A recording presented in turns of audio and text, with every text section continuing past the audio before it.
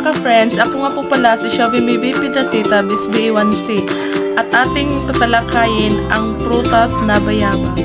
Ang pag-agham na pangalan ng bayabas ay Psyllium guajava sa scientific name, at karaniwan itong tinatawag na bayabas sa Pilipinas at guava sa Ingles. Ang bayabas ay isang tropical na prutas na may iba't ibang kulay at uri. Karaniwang bilog at may balat na maaring makapal o manipis. Ang kulay nito ay nagbabago habang hinuhulog mula berde tungo sa dilaw, rusas o lila. Matamis o bahagyang maasim ang laman nito. Puno ng maliit na buto at nakakain ang buong prutas. Halika, tikman natin.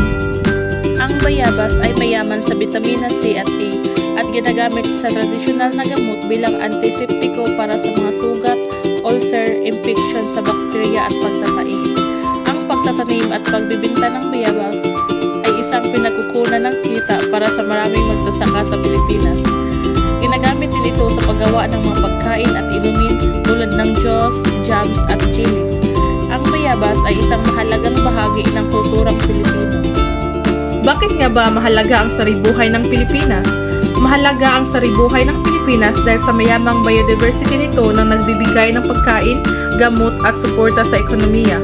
Pinoprotektahan din ito ang ating kultura at tradisyon na nagbibigay ng pambansang identidad.